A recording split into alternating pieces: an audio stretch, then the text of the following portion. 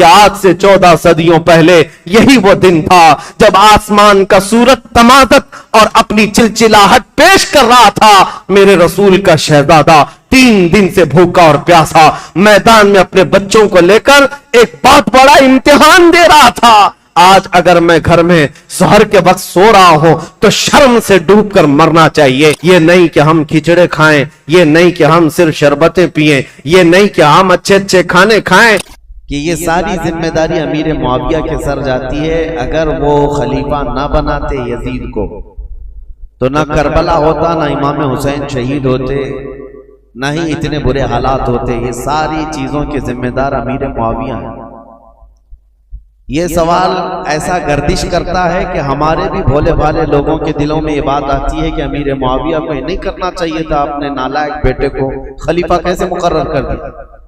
پہلی چیز تو یہ ہے کہ کوئی ایک روایت بھی ایسی ثابت نہیں کہ جس میں امیر معاویہ یہ جان بوجھ کر کے کہ اس کا فسق و فجور، اس کی نالائقی ان کو معلوم تھی، اس کے باوجود بنایا، ایسی کوئی روایت نہیں۔ ان کے زمانے میں یا ان کے سامنے یزید کا فسق و فجور علل اعلان نہیں تھا، ورنہ تو وہ صحابی رسول ہیں۔ ان کے بارے میں اس طرح کا طعن و تشنیع کرنے سے صحابی رسول کے عدل پر اعتراض اٹھ جائے گا۔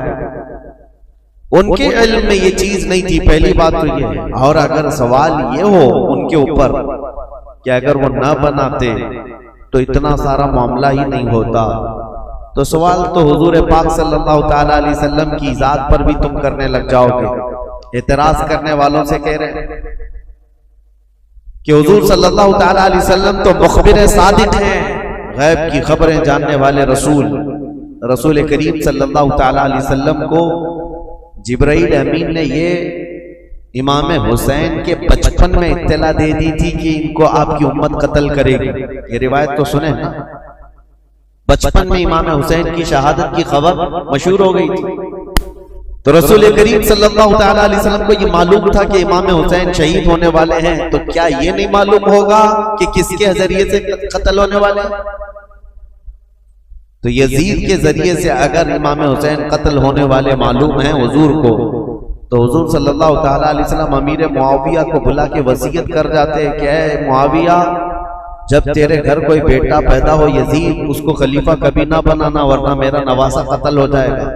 نبی کریم صلی اللہ تعالی علیہ وسلم نے امیر معاویہ کو اس طرح کی کوئی وصیت نہیں کی۔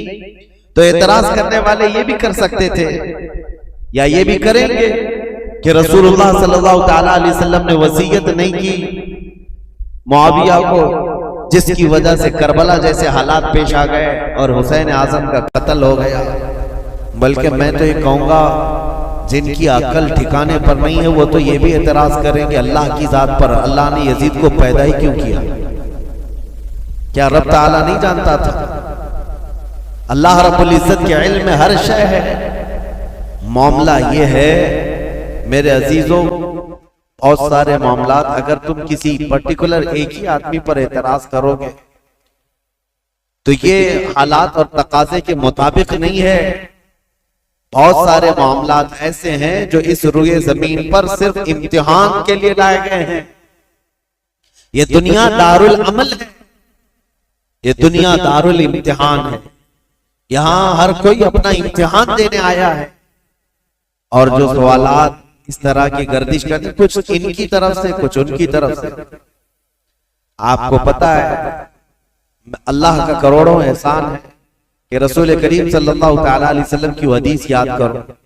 حضور صلی اللہ علیہ وسلم نے حضرت علی سے فرمایا تھا کہ اے علی، ایک جماعت ایسی ہوگی جو تم سے محبت میں مبالغہ کرے گی، غلو کرے گی، اوور کرے گی اور گمراہ ہو کر دوزخ میں جائے، اور ایک جماعت ایسی ہوگی جو تم سے دشمنی کرے گی، نفرت کرے گی اور وہ بھی دوزخ میں جائے گی۔ بس وہ لوگ جنتی ہیں جو درمیان میں ہیں۔ حضرت علی رضی اللہ تعالیٰ عنہ کی اتنا برابر بھی توہین نہیں کرتے اور ان کی محبت میں عقیدت میں اتنا غلو نہیں کرتے کہ ان کو نبی کے درجے تک پہنچائے، اور اس جماعت کا نام اہل سنت و جماعت۔ اور الحمدللہ ہمیں اس بات کا فخر ہے کہ ہم مولا کائنات علی مرتضیٰ کی تعظیم کرتے ہیں، تکریم کرتے ہیں، لیکن نبوت کے درجے تک نہیں پہنچاتے۔ اب یہ معاملہ، اور کچھ جماعت ایسی ہے جو حضرت علی کا ہمیشہ تان و تشنیع کرتے رہتی ہے، گستاخیاں کرتی رہتی ہے۔ تو اے سنیو، تم فخر کرو، نہ تمہارا شمار اللہ نے کھٹملوں میں رکھا ہے نہ چوہوں میں رکھا ہے۔ الحمدللہ یہ رسول پاک صلی اللہ تعالی علیہ وسلم کے ان شیروں میں ہمارا شمار ہے جو حق بولتے ہیں اور ہر حق پر قائم رہتے ہیں۔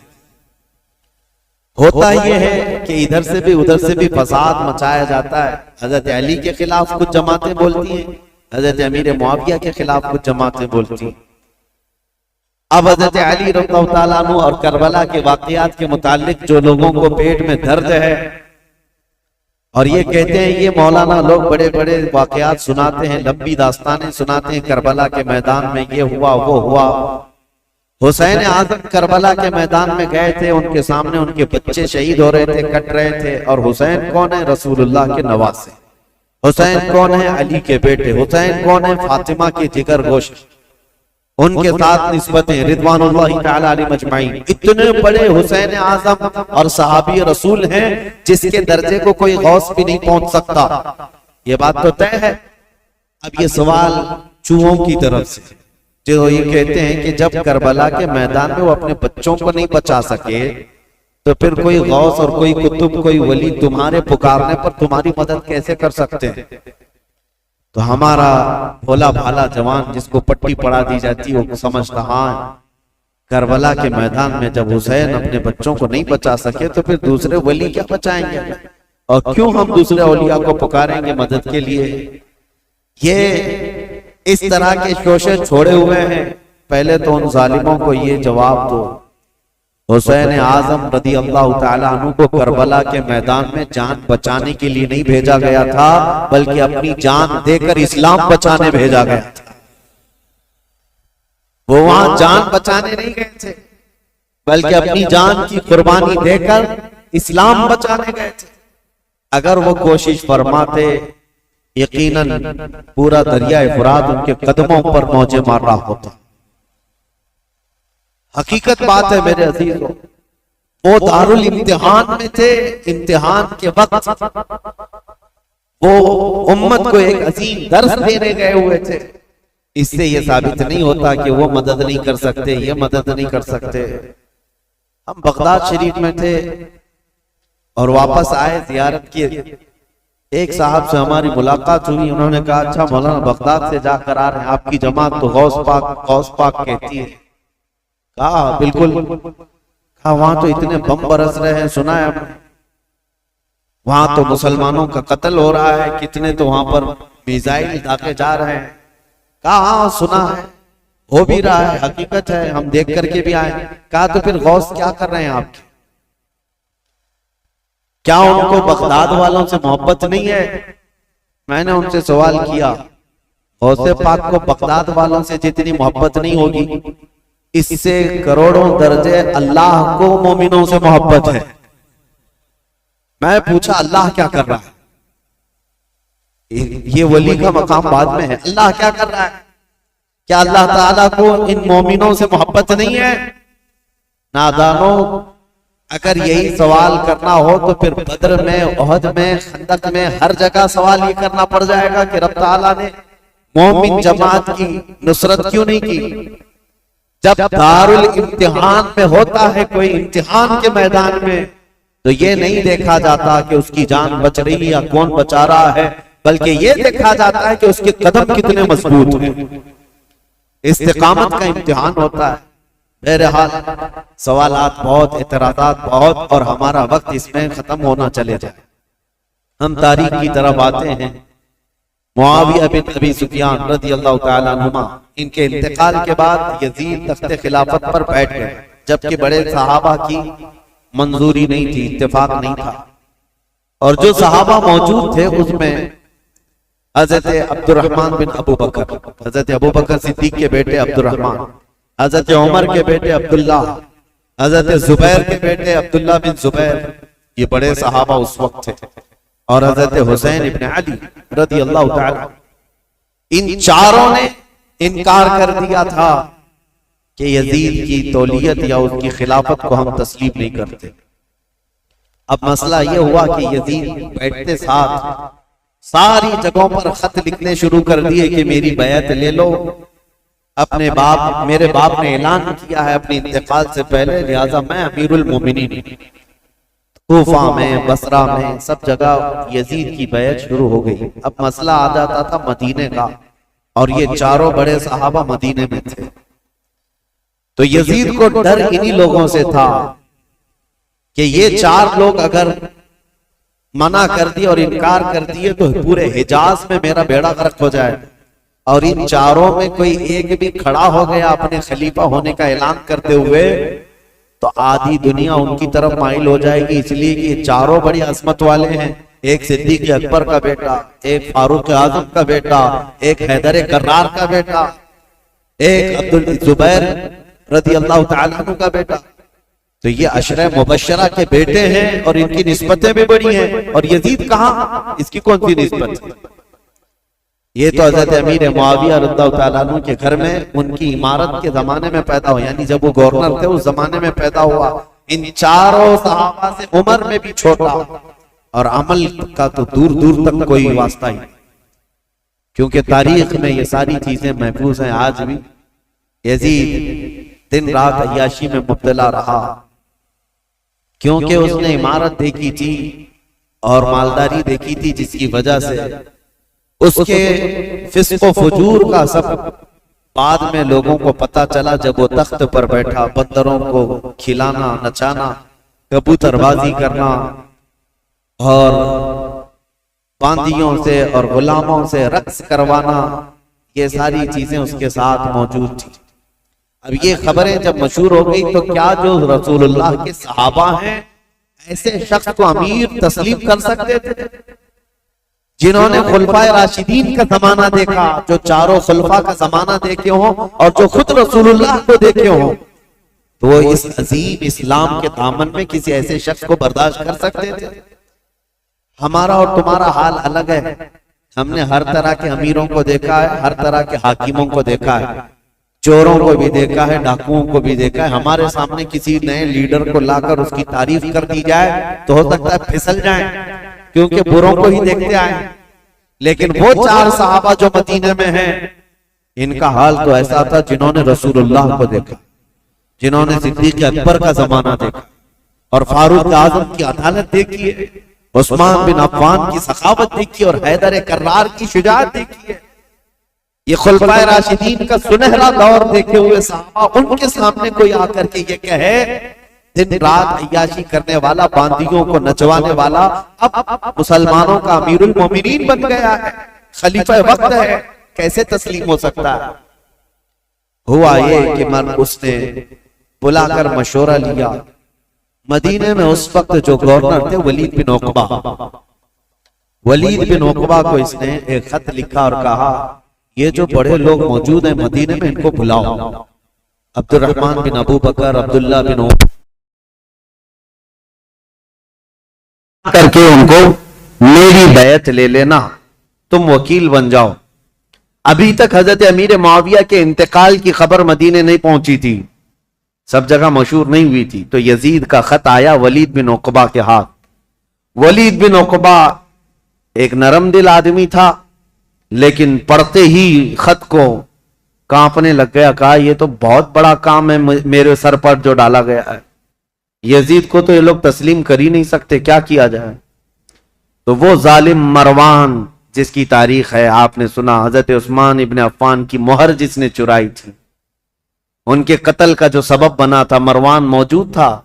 اس سے ولید بن عقبہ نے مشورہ کیا کہ کیا کرنا چاہیے، کہا چاروں کو بلاؤ اور ان کے سامنے یہ مسئلہ رکھو، کہو کہ امیر معاویہ کا انتقال ہوا اور وہ اپنے انتقال سے پہلے اعلان کر کے جا چکے ہیں، ان کا بیٹا خلیفہ ہے، لہذا تمہیں یہ بات ماننی پڑے گی اور بیعت کر لو، اگر وہ یہاں پر نہیں مانتے تو ان کا قتل کر دو۔ مروان نے سیدھے قتل کا مشورہ دیا۔ یہ بڑے صحابہ کے متعلق ولید بن عقبہ نے کہا ہرگز میں اپنے ہاتھ کو ان کے خون سے رنگین نہیں کر سکتا۔ پھر بھی اس نے بلوایا، یہ چاروں صحابہ کو جیسے ہی بلایا گیا، حضرت حسین ابن علی رضی اللہ تعالی اگرچہ مدینے کو خبر نہیں پہنچی تھی حضرت امیر معاویہ کے انتقال کی، لیکن چاروں کو احساس ہو گیا کہ گورنر اگر ہمیں بلا رہا ہے تو یہ ملک شام کی آئی ہوئی کوئی خبر ہے۔ وہ اپنی تیاری سے ہی گئے تھے۔ حضرت امام حسین اپنے چند ساتھیوں کو لے گئے تھے اور کہا میں اندر جا رہا ہوں، اگر آواز بلند ہو جائے تو تم آ جانا اور پھر معاملات طے کیے جائیں گے۔ حضرت حسین، حضرت عبداللہ بن زبیر، عبد الرحمن بن ابو بکر اور حضرت عبداللہ بن عمر، یہ چاروں دارالحکومت میں آئے، گورنر ہاؤس میں، اور اس وقت ولید بن عقبہ موجود تھا اور مروان بھی موجود تھا۔ اس نے خط پڑھ کر کے سنایا یزید کا خط آیا ہے اور وہ خلافت کا حقدار تھا، اس لیے امیر معاویہ نے اس کے خلیفہ ہونے کا اعلان کر دیا، لہذا میں اس کا وکیل ہوں، یزید امیر المومنین کی طرف سے میں تم سے بیعت لیتا ہوں۔ حضرت عبد الرحمن بن ابو بکر وہ موجود تھے، اور یہ دونوں صحابہ عبداللہ بن زبیر، عبداللہ بن عمر، یہ کھڑے ہو گئے، کہا ہمیں ایک دن کی مہلت دے دو، ایک دن کی مہلت دے دو۔ وہ نکلے، حضرت امام حسین کو اس نے پکڑ لیا، کہا کیونکہ اسے پتا تھا کہ اب یہاں مضبوط خلافت کا کوئی دعوے دار ہے تو حضرت علی کے بیٹے ہو سکتے ہیں، کیونکہ ان کی طرف پوری دنیا مائل تھی۔ حضرت امام حسین سے پوچھا تو حضرت امام حسین نے کہا سب سے پہلی بات تو یہ ہے کہ ہم جیسوں کو یہ زیب نہیں دیتا کہ یزید جیسا شخص خلافت کے تخت پر بیٹھ جائے، ہمیں یہ زیب نہیں دیتا کہ ایسی کوئی خبر بھی ہم سنیں، کیونکہ یہ تخت خلافت کسی بادشاہ کا نہیں، یہ رسول اللہ کی نیابت کا ہے۔ رسول کریم صلی اللہ تعالی علیہ وسلم کی سنتیں جس کے اندر نہیں، وہ ان کی نیابت کیا کر سکتا ہے؟ تو ولید بن عقبہ نے کہا معاملہ گرم ہو جائے گا، حسین تو تیار نہیں۔ پھر کہا نہیں، آپ کو تو بیعت کرنا ہوگا۔ حضرت امام حسین نے کہا میں اس طرح چھپ کر بیعت کرنے والا نہیں، جب سارے مدینے والے سب لوگ بیعت کریں گے تب میں بھی علل اعلان آؤں گا، سب کے ساتھ آؤں گا، آج مجھے جانے دو۔ ولید بن عقبہ نے ان کو بھی جانے دیا، ٹھیک ہے۔ جیسے ہی یہ گئے، مروان بن حکم کھڑا ہوا اور کہا ولید بن عقبہ کو، کہا کہ تو نے بہت بڑا موقع گنوا لیا، آج ان کو قتل کر دینے کا سب سے بہترین موقع تھا، تو گنوا لیا، اور تو آج ان سے بیعت نہیں لے سکا۔ مروان کہہ رہا ہے دیکھ لینا زندگی پر اب تجھے حسین سے بیعت کبھی نہیں مل سکی، ایک بار وہ یہاں سے جا چکے ہیں، حسین کبھی بھی بیعت نہیں کر سکتے، تیرے لیے اچھا موقع تھا۔ ولید بن عقبہ نے کہا میرے لیے ساری دنیا آ جائے لیکن میں حسین کے خون سے اپنا ہاتھ رنگین نہیں کر سکتا، اس لیے کہ وہ رسول اللہ کے قرابت دار نواز ہیں۔ تو مروان بن حکم نے ولید بن عقبہ کی شکایت لکھ کر کے بھیجی یزید کے پاس کہ اس کی نرم دلی کی وجہ سے یہ چاروں چلے گئے۔ اور ہوا کیا، عبداللہ بن زبیر اور عبداللہ بن عمر رات کے وقت ہی اپنا سامان لیے اور مکہ چلے گئے، مدینہ طیبہ چھوڑ کر چلے گئے کہ دوسرے دن پھر یہ گورنر بلائے گا اور زبردستی کرے گا، لیکن مکہ میں جائیں گے تو حرم پاک میں خانہ کعبہ کے اطراف کوئی کسی کو زور زبردستی نہیں کر سکتا جو حرم میں جائے گا، جنگ بھی حرام ہے، قتل و قتال بھی حرام ہے۔ تو یہ صحابہ وہاں چلے گئے اور وہاں جا کر انہوں نے پناہ لی۔ اب امام حسین مدینہ میں تھے، دوسرا دن آیا تو پھر دوسرے دن پھر اس نے بلایا ولید بن عقبہ نے، کیا ہو؟ امام حسین رضی اللہ تعالیٰ عنہ نے آج پھر کہا کہ نہیں، میں اس بیعت کے لیے راضی نہیں ہوں اور مجھے زور زبردستی نہ کیا جائے۔ ولید بن عقبہ نے کہا اے حسین ابن علی، میں آپ کی تعظیم کرتا ہوں، آپ کی عزت کرتا ہوں، لیکن میرے اوپر ملک شام کا حکم آیا ہے، پریشر میں ہے، میرے اوپر دباؤ ہے، لہٰذا ایک ہی راستہ ہے کہ آپ یا تو میرے اس شہر میں یا حدود میں نہ رہیں جہاں میری گورنری ہے، یا تو بیعت کر لیجیے۔ امام حسین نے کہا میں شہر تو چھوڑ دوں گا لیکن بیعت نہیں کروں گا۔ اور کون سے شہر چھوڑنے کی بات؟ مدینۃ الرسول۔ امام حسین اپنے خاندان والوں کو آ کر بتاتے ہیں، اور امام حسین نے اہل بیت کے گھرانے میں یہ بات بتائی کہ آج ہمارے لیے ایسی حالت آ گئی ہے، مدینے میں رہنا ہے تو ہمیں اس کی بیعت قبول کرنا ہوگا اور اس کو امیر المومنین تسلیم کرنا ہوگا، یا تو پھر مدینے سے باہر نکل کر جیسے میرے دو بھائی مکہ چلے گئے، عبداللہ بن زبیر اور عبداللہ بن عمر، اسی طرح مجھے بھی مکہ حرم کعبہ میں جانا ہوگا۔ اہل بیت کا بچہ بچہ کہنے لگا رسول کریم صلی اللہ تعالی علیہ وسلم کا شہر چھوٹ رہا ہے، اے امام علی مقام، اس کو گوارا کر لیں گے لیکن رسول اللہ کی شریعت چھوٹ جائے یہ گوارا نہ کریں۔ حضور کے شریعت پر اور اسلام کی تاریخ میں ایسا کوئی دھبا آ جائے یہ گوارا نہ ہو۔ میں آپ کو بتاتا ہوں یہ مسئلہ کتنا اہم تھا، ظالموں کو پتہ نہیں، جو اوپر اوپر کی تاریخ پڑھتے ہیں اور بک بک کر کے ٹی وی میں چلے جاتے ہیں کہ امام حسین نے خواہ مخواہ اپنے بچوں کو جھونک دیا کربلا کے میدان میں، اور یہ سیاسی جنگ تھی نعوذ باللہ۔ اور بعض یہ کہتے ہیں کہ خروج کیا، خروج کا مطلب ہوتا ہے بغاوت کیا۔ جب ایک امیر المومنین ہو گیا تھا، خلیفہ وقت ہو گیا تھا، تو امام حسین بغاوت کر کے کیوں گئے؟ اس طرح کے جو اعتراضات کرتے ہیں ان ظالم ناعاقبت اندیشوں کو خبر تک نہیں ہے تاریخ کی سچائیاں، انہیں معلوم بھی نہیں ہے۔ یہ ہو سکتا ہے یزید کی ذریت کے لوگ ہوں یا یزید کے مشاغل اور اس کے کاموں سے اتفاق رکھتے ہوں، اسی لیے اس کو آج بھی رضی اللہ عنہ لکھتے ہیں۔ آج بھی ایسی قوم موجود ہے، ایک طرف رسول اللہ کا پورا گھرانہ ہے۔ کیا امام حسین جن کو رسول کریم صلی اللہ تعالی علیہ وسلم نے اپنی گود میں رکھ کر پالا ہو، بلکہ سیدنا ابو ہریرہ سے یہ روایت ہے کہ حضور صلی اللہ تعالی علیہ وسلم امام حسین کا لعاب پاک، امام حسین کا لعاب تھوک خود حضور صلی اللہ علیہ وسلم اس طرح چوستے تھے۔ حدیث کے الفاظ ہیں کہ یمتص رسول اللہ صلی اللہ تعالی علیہ وسلم لعاب الحسین کما یمتص التمر، حسین کا لعاب رسول اللہ ایسے چوستے جیسے کوئی کھجور چوس رہا ہو۔ جس کے حلق میں نبی کریم صلی اللہ تعالی علیہ وسلم کا لعاب پاک گیا ہو، کیا وہ ناحق فیصلہ کرے گا؟ کیا وہ زور زبردستی رسول اللہ کے خاندان کو جنگ کے میدان میں جھونک دے گا؟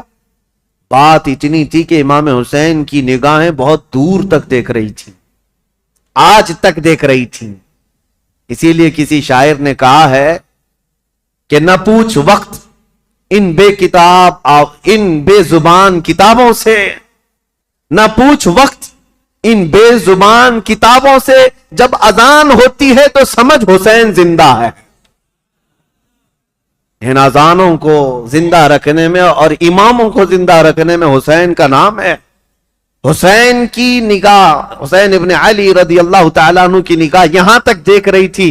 مسئلہ اتنا نہیں تھا خلافت کا، بلکہ میں تو کہتا ہوں ہر آدمی کے پاس جب یہ آپشن رکھ دیے جائیں کہ آپ کے بچے محل میں رہیں گے، آپ کا فیوچر حسین ہے، وزارت ملے گی، سب کون چھوڑتا ہے؟ اگر امام حسین مان لیتے، جانتے ہو یزید کتنی خاطر مدارات کرتا، امام حسین کے لیے بہت بڑا مقام رکھتا، ان کے لیے نذرانے، وظیفے اور ان کے گھرانے کے لیے شاہانہ انداز میں سارے انتظامات رکھتا، کیونکہ جس سے خطرہ تھا جب وہ اس کے مطیع و فرمان بردار ہو جاتے تو حسین ابن علی رضی اللہ تعالیٰ عنہ کے لیے یزید خزانے کھول دیتا، اور یہ امام حسین کو معلوم تھا کہ میرے مان لینے سے یزید تو میرے لیے خزانے کھول دے گا۔ لیکن امام حسین کی نگاہیں بہت دور تک دیکھ رہی تھی، آج تک کے لیے دیکھ رہی تھی۔ آج میں آپ سے پوچھتا ہوں میرے عزیز، یہ مسلح امامت ہے، نماز پڑھنے والے جیسے بھی ہوں، مقتدی ہزار قسم کے آتے ہیں، کوئی داڑھی چھلا، کوئی ٹوپی کے بغیر، کوئی پتہ نہیں کیا کیا چیزیں کیا ہوا، سب آتے ہیں، ان کو کوئی نہیں پوچھتا۔ لیکن امامت کے مسلح پر جو کھڑا ہے اس کے اوپر سے نیچے تک ساری چیزیں دیکھتی ہے آج بھی قوم۔ اگر کوئی شخص چوری میں مشہور ہو جائے تو میں آپ سے کہتا ہوں کیا چور کو آپ اپنا امام بنا لیں گے مسجد کا؟ کسی کا زنا مشہور ہو جائے تو کیا آپ اس کو امام بنا لیں گے؟ نہیں، آپ یہ کہیں گے میں جیسا تیسا ہوں لیکن امام نہیں۔ امام ایسا نہیں، چور، ڈاکو اور لٹیرا ہم امام نہیں بناتے۔ میرے عزیزو، یہ جو تمہارے اندر فکر ہے یہ حسین ابن علی کی دی ہوئی ہے، یہ صدقہ ہے امام علی مقام کا۔ احسان ہے ان کا پوری دنیا میں، انہوں نے یہ چھاپ چھوڑی ہے کہ ہم آج مسجد کے اس مصلے کے لیے بھی پرہیزگار ڈھونڈتے ہیں اور شریعت کا پابند ڈھونڈتے ہیں۔ اگر امام حسین اس وقت یہ کر جاتے، یزید کے ہاتھ میں دے کر بیعت کر لیتے، تو آج کوئی بھی اس بات کو دلیل بنا لیتا، میاں آپ فلاں امام پر اعتراض کر رہے ہیں، رسول اللہ کے نواسے نے امام مان لیا تھا شرابی کو، تو ہم کیوں نہیں امام بنا سکتے؟ ہر ایک کے لیے دلیل بن جاتی۔ اسی لیے میرے عزیزو، خالی وہ وقتی جنگ نہیں تھی، قیامت تک کے لیے فیصلہ تھا، قیامت تک کے لیے دلیل بننے والا تھا ان کا عمل۔ اسی لیے امام حسین کو بہت بڑا فیصلہ لینا پڑا، بہت بڑا فیصلہ لینا پڑا۔ اگر میرے نکلنے سے صرف میرے گھر کا ہی مسئلہ تھا تو یہ الگ بات ہے، لیکن میرے نکلنے سے آنے والی نسلوں کے لیے بھی ہے تو مجھے 1000 بار سوچنا پڑے گا۔ امام حسین کے سامنے یہ چیلنج تھا کہ وہ رسول اللہ کے نواسے، جن کے لیے میرے آقا نے یہ فرمایا حسین منی وانا من الحسین، حسین مجھ سے ہیں اور میں حسین سے ہوں، اس کا مطلب یہ ہے رسول اللہ کی شریعت حسین سے ہے، رسول اللہ کا دین حسین سے ہے۔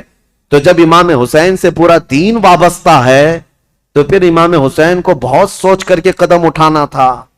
ظالموں، خالی صرف اتنا بک بک کہہ دینا کہ وہ خواہ اپنے خاندان کو میدان جنگ میں جھونک دیے اور سیاسی جنگ تھی یا بغاوت کیا، اپنی آخرت خراب کرتے ہو، اپنی آخرت برباد کرتے ہو، تمہیں خبر بھی نہیں ہے۔ تمہارے ساتھ اگر ایسے معاملات آ جائیں تب پتا چلے گا، دین کی تھوڑی بہت بھی سوجھ بوجھ رکھتے ہو تو ایسی حرکت کبھی نہیں کر سکتے۔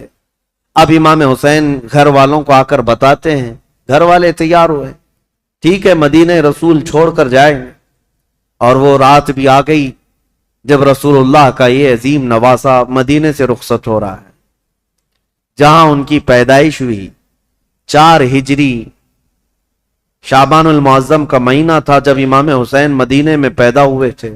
اس دن رسول کریم صلی اللہ تعالی علیہ وسلم کو اتنی خوشی ہوئی تھی، اور پتہ ہے آپ کی ولادت سے پہلے حضور کی چچی ام الفضل، حضرت عباس کی بیوی حضرت ام الفضل، یہ آئی تھی خواب دیکھ کر کے، ڈر کر کے آئی اور کہا یا رسول اللہ صلی اللہ علیہ وسلم میں بہت ہی عجیب خواب دیکھ کر کے آئی ہوں، مجھے ڈر ہے۔ کہا کیا دیکھی ہو؟ کہا بیان کرنے سے مجھے ڈر لگتا ہے۔ کہا بتائیں تو صحیح خواب کیا ہے؟ تو چچی ام الفضل نے کہا تھا میں نے کل خواب میں دیکھا آپ کے جسم کا ایک ٹکڑا کٹ گیا اور میری گود میں گرا ہے۔ حضور نے فرمایا گھبرانے کی ضرورت نہیں، فاطمہ کے گھر بیٹا پیدا ہوگا اور وہ پرورش کے لیے تمہاری گود میں ڈالا جائے گا، اور فاطمہ کا بیٹا میرے جسم کا ٹکڑا ہے۔ جو رسول کریم صلی اللہ تعالی علیہ وسلم نے جس کو اپنے جسم کا ٹکڑا کہا وہ مدینے میں پروان چڑھا ہے اور مدینے میں آنکھیں کھولی ہیں، خطبہ رسول کو سنا ہے، حسین پرورش ہے صحابہ کے جھرمٹ میں، ماں فاطمہ الزہرا اور باپ حیدر کرار، نانا رسولوں کا سردار۔